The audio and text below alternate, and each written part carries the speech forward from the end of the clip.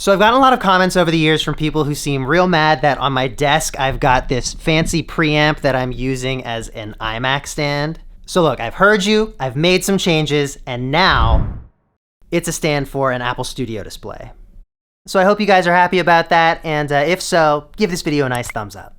So today we're looking at a whole bunch of Ableton tips, stuff that I use all the time, stuff that has sped up my workflow immeasurably, stuff that I wish I knew a lot earlier. And a lot of these things I find not many people know or haven't come across before, or they just kind of have their minds blown when they find out. So let's jump in. This first one comes from my friend Pusher. He puts a MIDI track called Length in every single one of his sessions, and he makes a MIDI clip that is the length of where his current work in progress is, whatever the full track is. That means that, if you're working on something that you want to loop,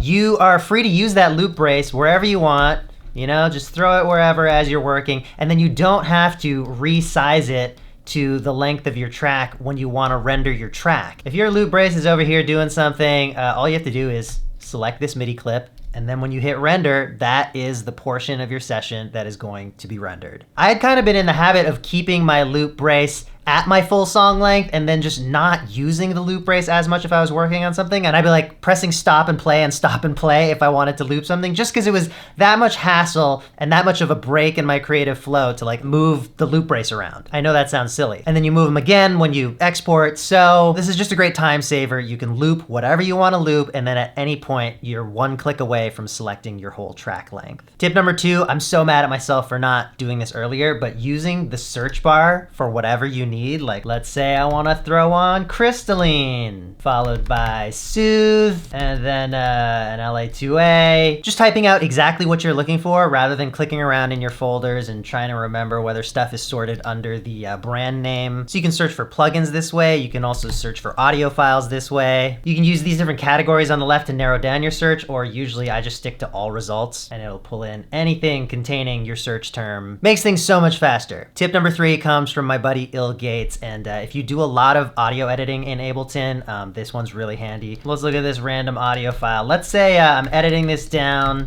I'm just gonna chop this at random, and I've got my pieces that I want. I've chopped out all the things that I didn't want to keep, and then these are my files. But I've got a bunch of empty space on my timeline. These are just kind of loose files all strewn about. Well, I can highlight them all, Command X to cut, Tab to go to session view, paste them into the track slots, cut again, and when I paste them back in the timeline, all the empty space has disappeared. So when I'm doing my found sound projects, this is super handy because I'll have 20 or 30 minutes of recorded audio. I'm chopping out these tiny slices that I want to use and getting rid of tons and tons of space, and then I've just got a 30-minute timeline that's mostly empty. So being able to collect all the samples like this and then just have them all in one place on the timeline for me to kind of go through and choose what I want to use without scrolling around so much, super handy. All right, I got a few tips now about CPU and latency kind of stuff. So the first one I wish I had learned so much earlier: reduced latency when monitoring. If you're gonna be recording something and monitoring through Ableton, you definitely wanna have this checked. So here's what's going on. If you've got a bunch of different tracks and a bunch of different plugins on your tracks, well, let's just keep this simple. Let's say you have 2 plugins in your project. One of them is introducing 50 milliseconds of latency. The other one is also introducing 50 milliseconds of latency. So you've got 100 milliseconds of latency. Now that is going to be applied to all the tracks. To keep them in sync, playing together, everything gets delayed by 100 milliseconds to make up for those 2 plugins that are adding 50 milliseconds each. So when you're monitoring, that track that you're monitoring through is getting delayed by 100 milliseconds. Unless you choose reduce latency when monitoring, then it will not compensate for those plugins, and you'll be able to monitor 100 milliseconds faster. That is, if those plugins are not on the track that you're monitoring. Because of course, if you're monitoring through a plugin, that plugin has to be on, so it's going to delay whatever's coming through it. But you can still reduce a lot of the latency on your monitoring track because it'll ignore the compensation it would normally have from all the other plugins in your project. I don't know if that was a very clear explanation, but basically just go up here and click this. Next tip, just a handy little thing. If you're trying to see which plugins are introducing the most latency, just hover over the title bar, and then in the bottom left corner there, you can see how much latency each plugin is introducing. So So here, auto tune giving us 2,660 samples or 60.3 milliseconds of latency. A lot of Ableton stock stuff does not introduce latency. That's one huge benefit of just using the stock devices. Next tip, I only learned this like a month ago, and this is when I posted a video of putting 1,000 OTTs in one project, and Symbionic on Twitter responded, Ableton uses one thread per track, so the bottleneck happens when a single thread is over 100%. So what this means is if your CPU is maxing out, it's past 100% and things are getting kind of glitchy, the natural thing that most of us will do is just go through and try and freeze every possible thing we can to free up some of our computer's resources again. But now that we know this thread per track thing, it's not just about the cumulative load of all of your plugins and all your tracks. It's just if one track has too much on it, that will be a problem for the whole system. So a lot of the time you can just find that one track that has the most plugins or the most CPU intensive plugins and freeze that or delete some plugins,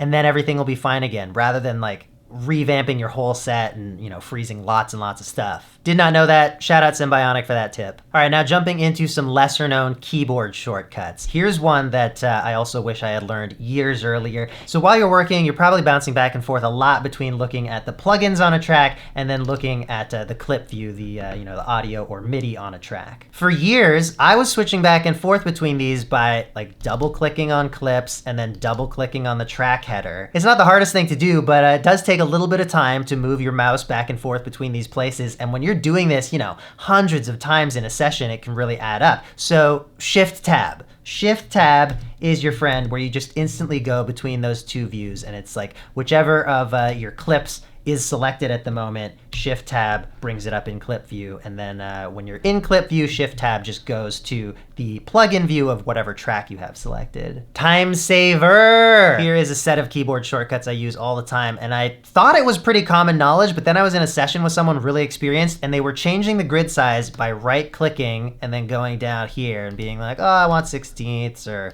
8ths or whatever it is. All you need to remember is Command and 1 through 4. Oh, by the way, this whole video is like Mac commands when I'm talking about commands, but Windows is usually Control instead of Command, and then Apple also has Control, which is different from Command, and I think most of the time you could just replace Command with Control for Windows. So Apple 1, make the grid smaller. Apple 2, make the grid bigger. Apple 3 toggles triplets on and off, and it'll be triplets in the amount closest to the current grid setting. And then Apple 4 turns the grid snapping on and off.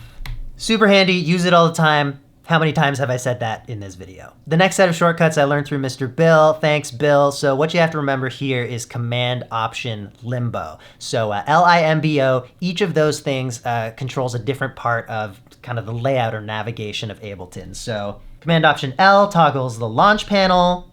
Command Option I toggles the inputs and outputs. M is the mixer. B is the browser. And O is the overview.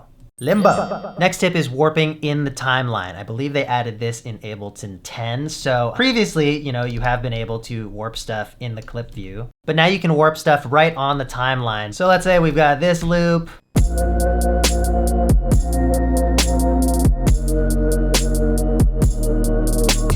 If I want to double time that, I just hover near the top of the clip here and hold Shift while I drag. Next tip is slipping. This is super handy. If you hover over the waveform part of a clip and press Shift Option, your mouse will turn into this little hand, and then you can drag your audio around without moving the actual clip.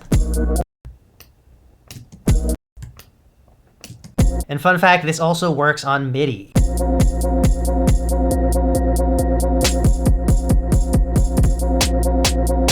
So that's really handy for editing, handy for experimentation.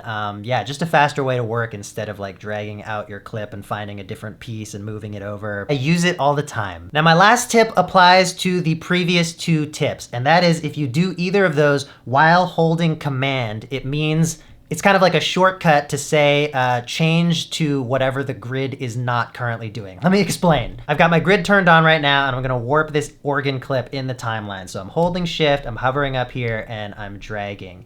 So it's going to snap to the grid. If I drag while holding Command though, I can fluidly move it in time. Now the opposite is also true. If I turn off the grid, now when I warp in the timeline, it's fluid, but if I hold down Command, the grid turns on. And then same deal with slipping. So Shift Option drag, fluid, because my grid is off. Add in the Command key, now we're snapped to the grid.